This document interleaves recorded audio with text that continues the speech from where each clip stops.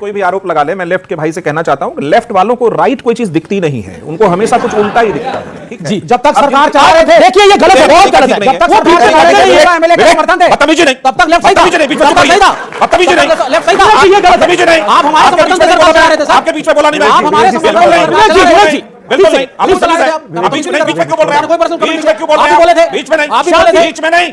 विवेक आप बोलिए, आप बोलिए, ये गलत है, ये गलत है। बीच में नहीं, आप अपने टाइम में बोलिए, आपने हमारा समर्थन किया था, बोलिए आप अपने टाइम में, आप हमारे समर्थन से खड़े थे सर, टाइम में बोलिएगा, आप अपने टाइम में बोलिए। आपके पास उत्तर नहीं है, ये बोलिए आप, आप अपने टाइम में बोलिए ना, यही बात। हमारे समर्थन से सरकार चलाई, 16 एमएलए करके। अब आपका समर्थन नहीं है, माइक ऑफ कराइए, मैं नहीं बोलूंगा इस तरह से, आप अपना माइक ऑफ कर मैंने आपसे प्रश्न पूछा, आपके पास उत्तर नहीं है, आप बोलिए, आप तरीका ठीक नहीं है, बोलिए ना, नहीं आप उत्तर दीजिए इसका। आप बीच में मेरा तो 10 सेकंड का क्वेश्चन था, आपका उत्तर नहीं है।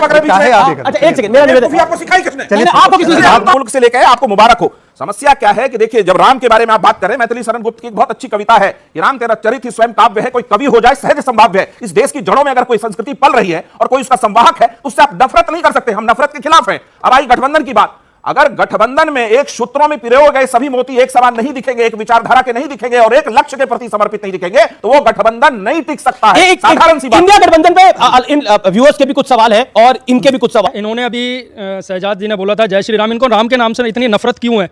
70 सालों से आपकी इंडिया अलायंस ने राज किया था, इंडिया कांग्रेस ने, पास आपके मौका था, आप भी बनवाते राम मंदिर, आपको किस बाबर ने रोका था? आपको किस बाबर ने रोका था? अच्छा जी जी जी जी जी बाबर सुन लिया, जवाब विवेक जी, जवाब सुन लीजिए। राम का मंदिर कोर्ट की प्रक्रिया से बना है, कोर्ट में एक केस लड़ा गया, हमारे देश का नाम ऊंचा हुआ है कि इस देश के अंदर माइनॉरिटीज हैं, उनको भी अगर अधिकार चाहिए तो कोर्ट के थ्रू मिलता है, हाँ या ना में। इसके लिए आप प्राउड फील करते हैं या नहीं? क्या आप खुश होते कि हम ढांचा तोड़ा और मंदिर खड़ा कर दिया? क्या मैं जाति भारत वाक्य और मैं वाकई विवेक जी का धन्यवाद दूंगा कि आज उन्होंने मेरे साथ तो कोई अन्याय नहीं किया, तो मैं मेरा समय भी पूरा उनको दूंगा। इन्होंने कहा कोर्ट के आदेश से बना, बिल्कुल हम भी मानते हैं कोर्ट के आदेश से बना, परंतु बताइए कोर्ट के ही इस आदेश से कहा गया है 3 तलाक खत्म हो जाए ताकि महिलाओं को अधिकार मिले। क्या बोलते हैं विवेक जी, 3 तलाक कानून का समर्थन करते नहीं?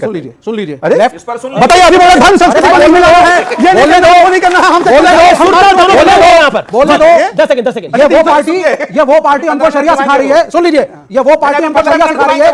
नहीं आप सुनिए सर, बात सुन लीजिए, लेफ्ट का समर्थन से खड़े थे वो तो आप बता नहीं पाए, अभी तो आपको कॉन्स्टिट्यूशन सर्वोपरि, बिल्कुल सुन लीजिए अब आप, कॉन्स्टिट्यूशन सर्वोपरि लेकर के जाइए। बोलेगा बीच में नहीं, ये वो लोग बोल रहे हैं जिन्होंने शंकराचार्य को गोविंद कौन कर दिया? शंकराचार्य वो लोग कह रहे हैं जिन्होंने राहुल जी की यात्रा जहां जहां से चली, मैं एक मैप अगर अपने शब्दों से ड्रॉ करूं तो बंगाल से चली तो ममता रूठ गई और गठबंधन भी वहां टूट गया, नीतीश जी छूट गए और हेमंत सोरेन जी जेल चले गए, रांची पहुंचने वाली है यात्रा। तो क्या आपको लगता है कि वाकई स्थिति बहुत खराब हो गई है इंडिया अलायंस की? क्योंकि यूपी के अंदर भी अलायंस नहीं हो रहा है। मैं पहले 2 शब्द उस पर बोलना चाहूंगा, राम के ऊपर बहुत देर चर्चा हो गई और मुझे खुशी इस बात की है कि दोनों भाइयों ने मेरे राम के लिए गांधी का जिक्र किया, लोहिया जी का जिक्र किया, मैथिली शरण गुप्त का जिक्र किया।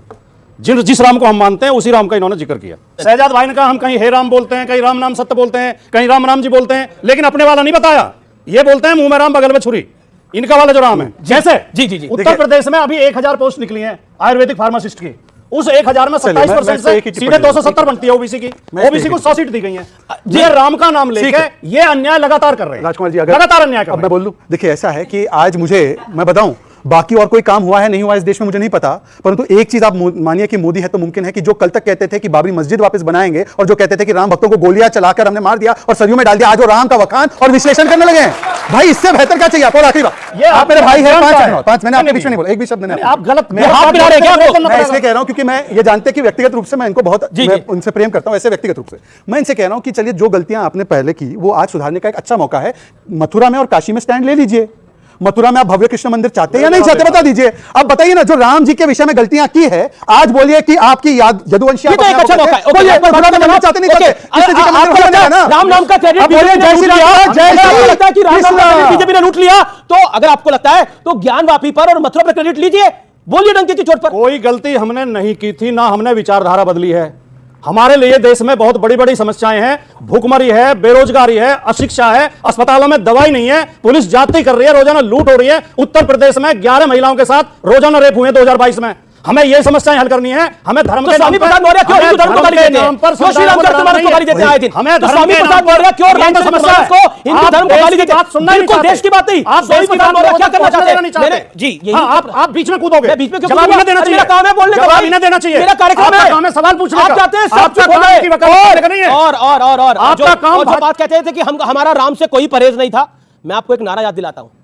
एक नारा था, मिले मुलायम कांशी राम, हवा में उड़ गए जय श्री राम। हिम्मत है अगर तो 2024 में यह नारा लगा के दिखाए पूरा विपक्ष कि जो नारा लगाया था उस समय, क्योंकि अब वो माहौल नहीं है इसलिए वो नारा नहीं लगा सकते, क्योंकि पॉलिटिकली साफ हो जाएंगे। पॉइंट ये है। और मैंने इंडिया अलायंस पे आपसे सवाल पूछा था भाटी जी, और आपने इसका जवाब नहीं। नाना पटोले, संजय राउत सामने बैठे थे, प्रकाश अंबेडकर ने खुले मन से इस बात को बोला, जिसमें समाजवादी पार्टी का नाम लिया, और मैं कोट कर रहा हूं, प्रकाश अंबेडकर ने कहा इंडिया अलायंस लगभग खत्म हो चुका है, समाजवादी पार्टी उसकी आखिरी पार्टनर थी, अब वो भी अलग जा रही है, यह बहुत खराब वक्त है।